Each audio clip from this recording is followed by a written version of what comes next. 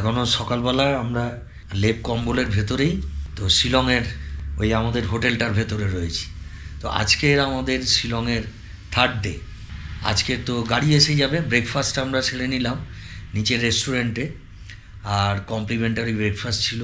আজকের আমাদের প্ল্যানিং কিন্তু শিলংয়ের সারাউন্ডিংসটা, আমরা ডাউকি গেছি, তারপরে শিলংয়ের চেরাপুঞ্জি গেছি এখান থেকে, তো সেই সব দেখে আমরা আজকের ট্যুর করতে যাচ্ছি। শিলংয়ের সারাউন্ডিংসে কিছু দেখার জায়গা রয়েছে সেগুলোর জন্য। তো আপনারা দেখছেন এক্সট্রিমলি কলকাতা, আর আমি দেবাংশু, সঙ্গে মৌসুমি।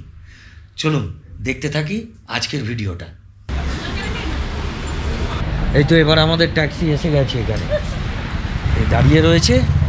এইবার আমাদের এখান থেকে যেতে হবে, আজকে শিলংয়ের সাইট সিন আমরা দেখব, আর আমরা সকলে এসে গেছি। আর শিলংয়ে আমরা যেভাবে সাইট সিনগুলো দেখছি, আপনারা আমাদের মতন এইভাবে দেখে নিতে পারেন শিলংয়ের সাইট সিন। আর আমাদের এই যে ট্যাক্সিতে যে আমরা ঠিক করেছি, এরা যেভাবে ঘোরাচ্ছে ভীষণই ভালো। আচ্ছা, ললিতদার থেকে শুনে নিই আজকে আমরা কোন কোন স্পটগুলো দেখবো আজকে। ফার্স্টে যাব 11 falls, air force museum, Shillong peak, Laitlum, Don Bosco church, Ward lake, রবীন্দ্রনাথের ঠাকুরের বাসা। শুনলেন, 7-8টা স্পট দেখা দেবো আজকে। এতগুলো স্পট আমাদের এই পরিমলদা আর ললিতদা আমাদের দেখাবে। তো চলুন আজকে দেখতে থাকি। আজকে মনে হচ্ছে দারুণ একটা এনজয় হবে শিলংয়ের ট্রিপটা, লোকাল সিন।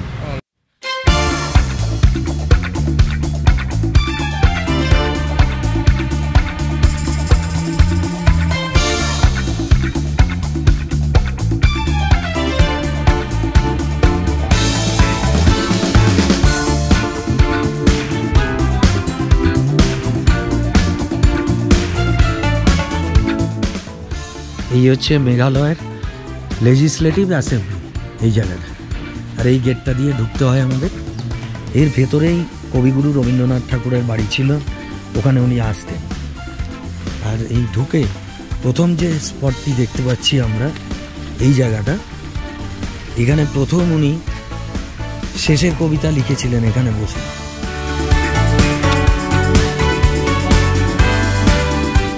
এখানে তার একটা মেমোরিয়াল করা, ওখানে লেখাও রয়েছে, হিয়ার লাইভড রবীন্দ্রনাথ টেগোর। 1919 সালে উনি এসেছিলেন এখানে। রবীন্দ্রনাথ ঠাকুর 3 বার এসেছিলেন এখানে।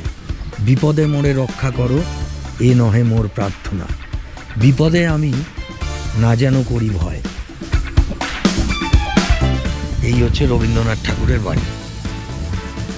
খুবই শান্ত নিবিড় একটা জায়গা, দারুণ পরিবেশ জায়গাটা, শান্ত একটা জায়গা। আর নিচে এখানে এই জায়গাটায় একটা ছোট্ট ঝর্ণা বয়ে যাচ্ছে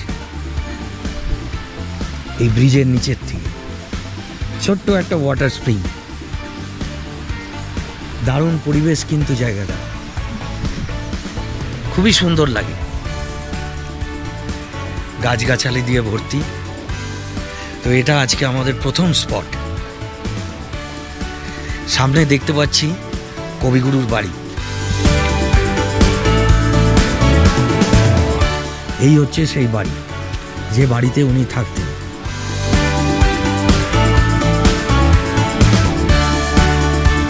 কবিগুরুর কিন্তু রক্তকরবী লেখাটা এই বাড়িতে বসে, ভীষণই সুন্দর দেখুন। আর এই কবিগুরুর একটা মূর্তি তৈরি করে রাখা এখানে, আর ওনার নিজস্ব বাড়ি ছিল এটা। শিলংয়ে যখন আসতেন উনি এই বাড়িতেই থাকতেন।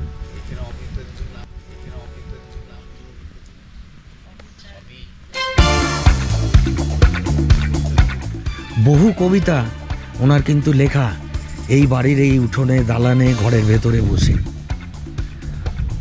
কেমন সুন্দর বাড়ি।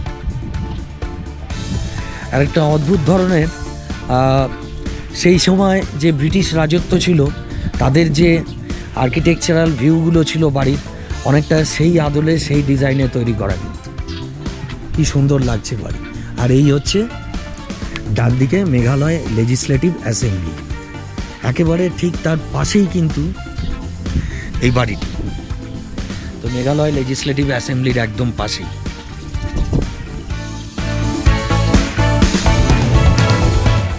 এই হচ্ছে সেই জায়গা। আর ভেতরে পার্কিংও রয়েছে, গাড়ি নিয়ে আসলে ভেতরে গাড়ি পার্কিং করা যাবে। এই হচ্ছে সেই ওনার বাড়ি।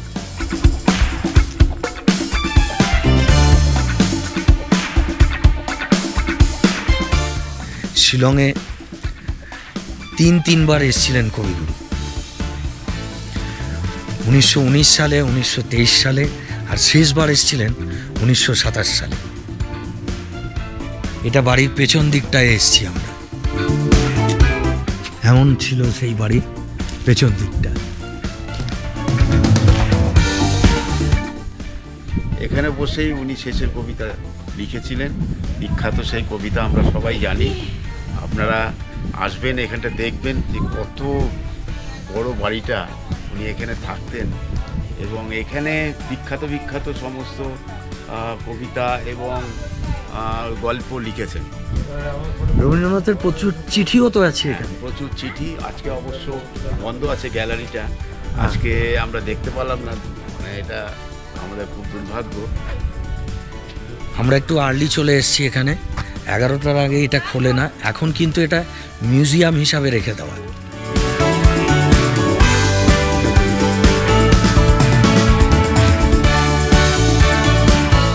এই ছিল সেই মূর্তি। আর এই বাড়িটি এখন মেঘালয় সরকারের পক্ষ থেকে রবীন্দ্রনাথ টেগোর আর্ট গ্যালারি হিসাবে তৈরি করে রাখা। আর বেলা 11টার আগে খোলে না, তো সেই জন্যে দুর্ভাগ্যবশত আমরা এই মিউজিয়ামটা কিন্তু দেখতে পাচ্ছি না আজকে। আজ থেকে এত বছর আগে এই জায়গার পরিবেশ আরও কত না জানি সুন্দর ছিল।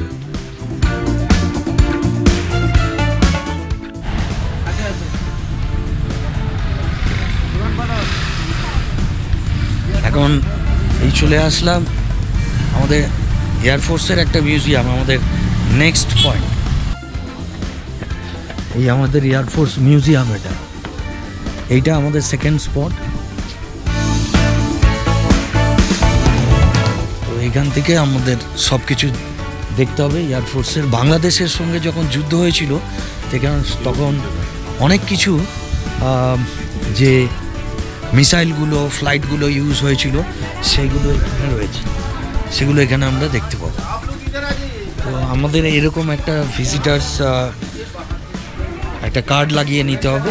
আর এখানে টিকিট কাউন্টার আছে, এখান থেকে টিকিট নিয়ে আমাদের ঢুকতে হবে। এখানটায় অনেক অলরেডি দেখতেই পাচ্ছি কিছু হেলিকপ্টারগুলোকে রাখা, এখানে একটা মিসাইল। তো এই সমস্ত জিনিস এগুলো ভেতরে গিয়ে আরও ডিটেলে দেখা যাবে।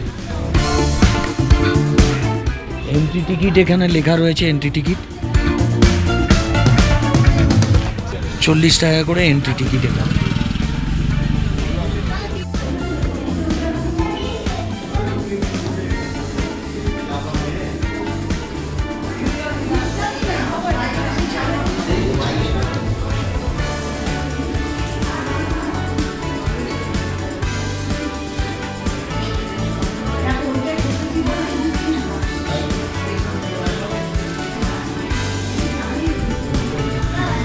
সমস্ত ফটোগ্রাফিগুলো এখানে লাগানো, ইন্ডিয়া বাংলাদেশ যুদ্ধের সময় যেগুলো ইউজ হয়েছিল।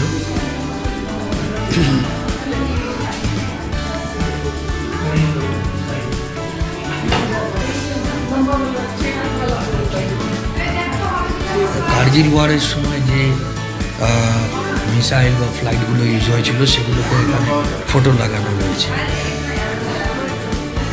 যেগুলো এয়ারফোর্সের মিউজিয়াম অ্যাকচুয়ালি এটা। এখানে নানা রকমের হ্যাটসগুলো, যেগুলো টুপিগুলো ইউজ হয় সেগুলো রাখা। আর এয়ারফোর্সের যে ড্রেসগুলো সেগুলো সমস্ত এখানে রাখা। দেখুন কীরকম উইন্টার ওয়ার্কিং ড্রেস, এটা হচ্ছে ফিল্ড ড্রেস। উইন্টারের সময় এয়ারফোর্সের যারা আর্মিরা রয়েছেন তারা যে ধরনের ড্রেসগুলোকে পরেন সেগুলো সমস্ত এখানে রাখা।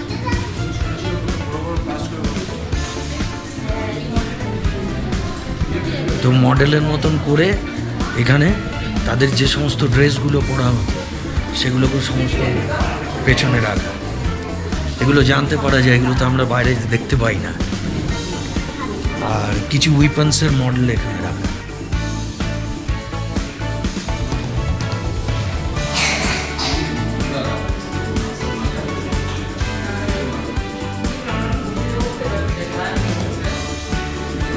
এখানে সমস্ত অ্যাকচুয়ালি ট্রাইবালদের যে ড্রেসগুলো সেগুলো আর তাদের কিছু মেটেরিয়ালস যে সমস্ত ইউজ করেন, কিছু মিউজিক আইটেমস, সেগুলো সব এখানে ডিসপ্লেতে রাখা রয়েছে।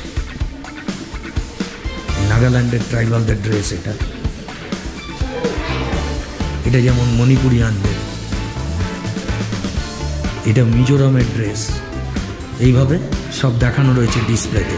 আর ওই সামনে রয়েছে অরুণাচল প্রদেশ, সিকিম আর ত্রিপুরার লোকরা, তারা যে ধরনের ড্রেসগুলো করেন সেগুলোকে রাখা। এপাশে মেঘালয়, আর ওই আমার সামনে আসাম।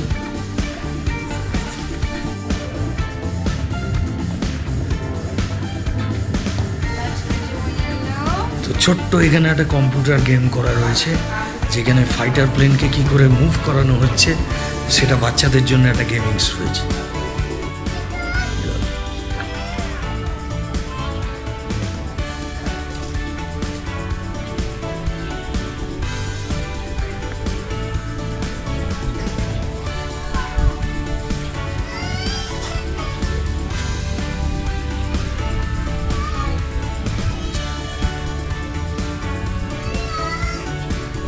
মেঘনা রিভারে 57 মাউন্টেন ডিভিশনটাকে প্রোটেকশনের জন্য এই হেলিকপ্টারটা ইউজ হয়েছিল।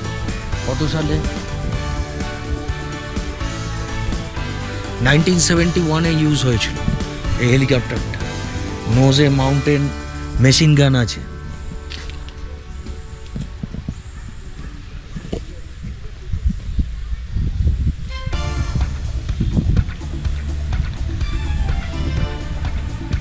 তো হেলিকপ্টার এত সামনের থেকে আমরা দেখি না ইউজ, এগুলো যারা আসবেন তারা সামনে থেকে হেলিকপ্টার দেখে নেওয়ার জন্যে খুব ভালো একটা অপশান রয়েছে এখানে। তো এটা MI-4 মডেলের হেলিকপ্টার। এই হচ্ছে পিছনের টেল ফ্যানটা, আর এই ওপরের যে ব্লেডগুলো থাকে সেগুলো এখানে এইভাবে রাখে। তো এইটা রয়েছে খুব ছোট্ট একটা ফাইটার প্লেন, পেছনে রয়েছে ব্লেডগুলো, আর খুব ছোট্ট স্পেস এখানে পাইলটকে বসার জন্যে। খুবই ছোট্ট ধরনের একটা ফ্লাইট আর কি, ওয়ারে ইউজ হওয়ার জন্যে। একদমই ছোট্ট মডেল এটা। তো মিসাইলকে ছাড়তে গেলে একটা কামানের মতন অ্যারেঞ্জমেন্ট দরকার পড়ে, সেই অ্যারেঞ্জমেন্টটা এখানে রাখা।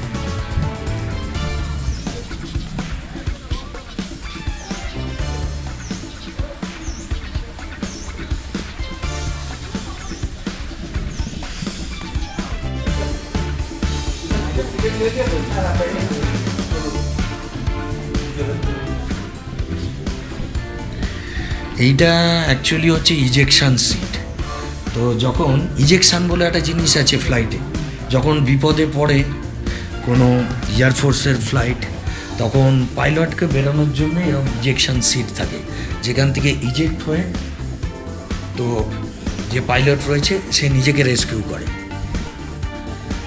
আর এই ভেতরটা একটা ছোট্ট শপস আছে, যেখানে ছোট্ট দোকানের মধ্যে এখানে অনেক রকমের গিফট আইটেমের ডিসপ্লে করা রয়েছে, আর সেগুলো বিক্রিও হচ্ছে। তো ইচ্ছা করলে এখান থেকে লো প্রাইসে এগুলো কিনে নেওয়া যেতে পারে। চলুন দেখে নিই একজন।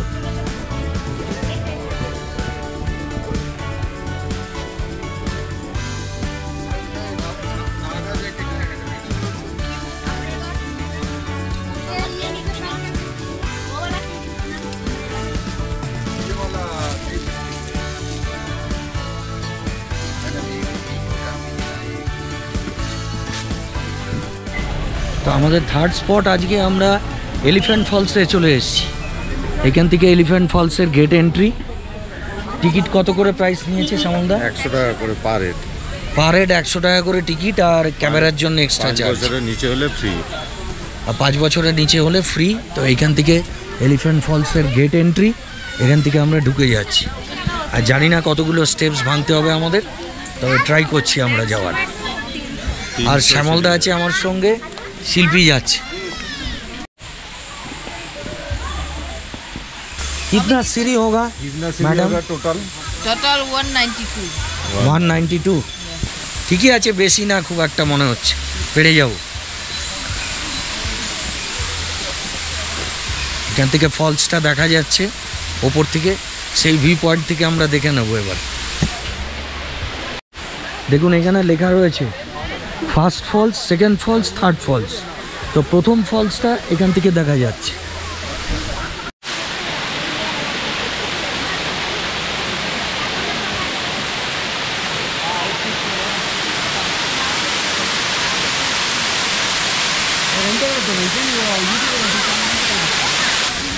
এটা হচ্ছে এলিফ্যান্ট ফলসের ফার্স্ট ফলসটা। তো প্রথম এখান থেকে দেখা যায়।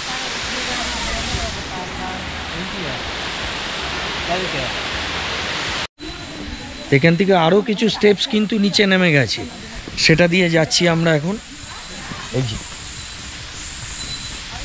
এই স্টেপসগুলো আরও নিচে চলে গেছে, যেটা দিয়ে আরও নিচের দিকে যাওয়া যাবে ফলসটা।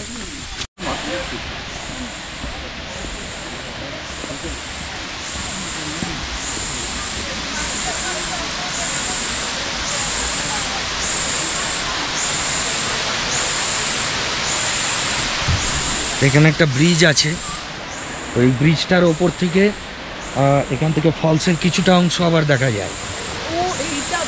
তো সেদিকটাই আমরা যাচ্ছি। এই জায়গাটা কিন্তু অসাম লাগছে ওপর থেকে।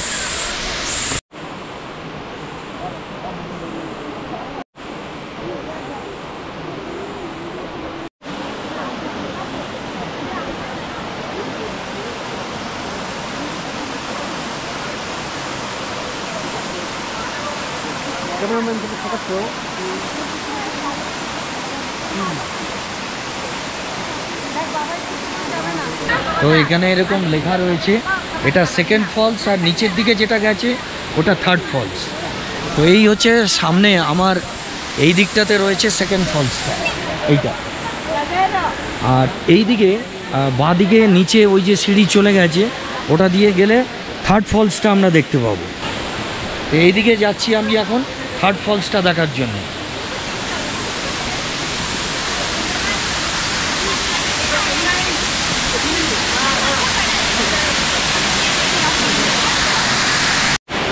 স্টেপসগুলো খুব সুন্দর রয়েছে, পা ফেলে ফেলে যাওয়া যায়, আর বড় বড় স্টেপস, কোনো অসুবিধা হওয়ার কথা নয়। তো এইখানেও একটা বড় আমরা ফলস দেখতে পাচ্ছি। তো অ্যাকচুয়ালি ফলসটা 3টে ধাপে নেমেছে। প্রথম একটা ফলস তো উপরে দেখলাম, এটা সেকেন্ড, আর থার্ড এখন নিচে যাচ্ছি। দেখুন কত বয়স্ক বয়স্ক মহিলারাও কিন্তু নামছেন সিঁড়ি ধরে ধরে। এই হচ্ছে থার্ড ফলসটা এখানে।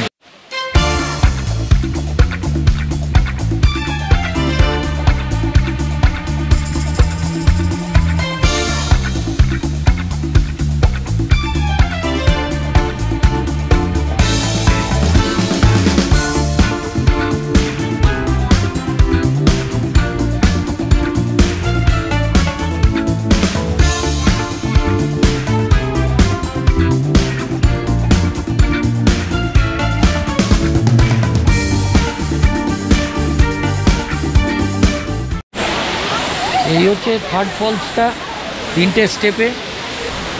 বিউটিফুল লাগলো আজকে এই জায়গাটা। আর এখানে প্রচুর ট্যুরিস্ট এসছেন। তো আজকের দিনে আমাদের থার্ড স্পট এটা। এলিফ্যান্ট ফলস নামটা আগে ছিল 3 স্টেপস ফলস, তো এখন এটা এলিফ্যান্ট ফলস নাম হয়েছে, ব্রিটিশরা এই নামটা দিয়েছিল। একটা স্টোন ছিল প্রথম ফলসটার কাছে, যেটা এলিফ্যান্টের মাথার মতন, হাতির মাথার মতন ফলসের একটা পাথর ছিল। 1897-এ আর্থকোয়েকের সময় ওই যে এলিফ্যান্টের মাথার মতন যে পাথরটা ছিল সেটা কিন্তু ভেঙে যায় এবং পড়ে যায়, নষ্টও হয়ে যায়। সেই পাথরটা আর এখন নেই, কিন্তু বাট স্টিল এই ফলসটার নাম কিন্তু এলিফ্যান্ট ফলসই হয়ে রয়েছে, যেটা ব্রিটিশরা নাম দিয়েছিল।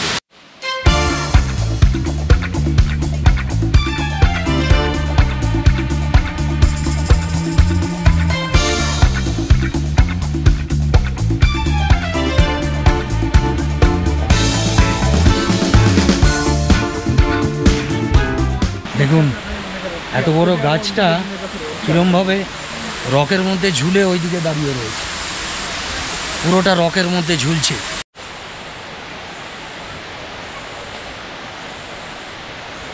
তাহলে হয়ে গেল এলিফ্যান্ট ফলস দেখা আমাদের। এবারে স্টেপস ধরে ধরে ওপরে যেতে হবে আমাদের। এই আমরা চলে যাব এই স্টেপসটা ধরে ফার্স্ট ফলসের কাছে।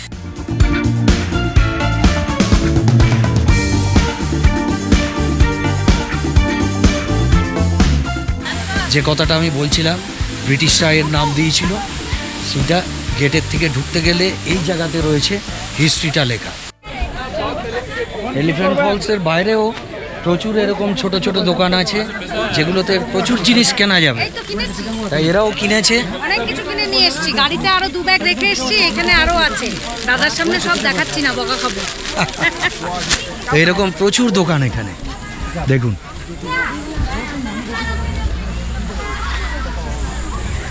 এখানে যদি কিছু খেতে ইচ্ছা করে, কিছু কিনতে ইচ্ছা করে, সবই পাওয়া যাবে। লোকাল ট্রাইবালসদের নানা রকম জিনিস। এখান থেকে উঠে মটর মাখা খাচ্ছি আমরা, যা এনার্জি লস হয়েছে সেটাকে রিগেইন করার জন্য। কোলাখাম আমাদের অনেক নামতে হয়েছিল, এটা কিছুই না 191 স্টেপস। শ্যামলদা এই বয়সেও এত এনার্জি রাখছে, আমার সঙ্গে ক্রমাগত সঙ্গ দিয়ে গেছে।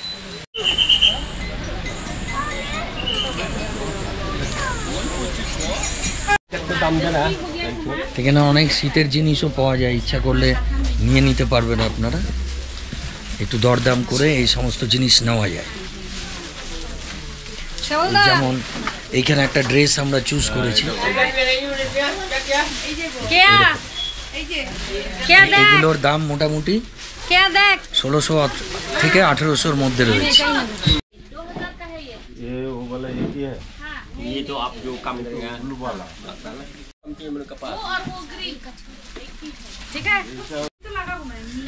এখানে মোটামুটি দরদাম করলে কিন্তু সস্তাতেই পাওয়া যাচ্ছে।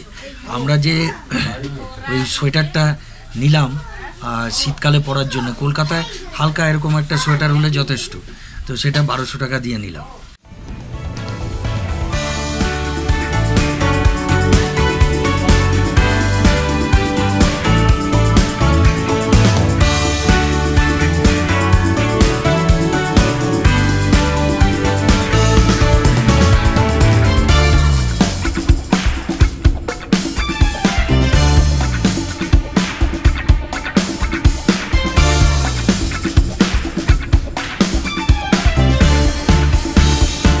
এলিফ্যান্ট ফলস দেখার পরে এবারে আমরা যাচ্ছি শিলং পিক বলে একটা জায়গায়।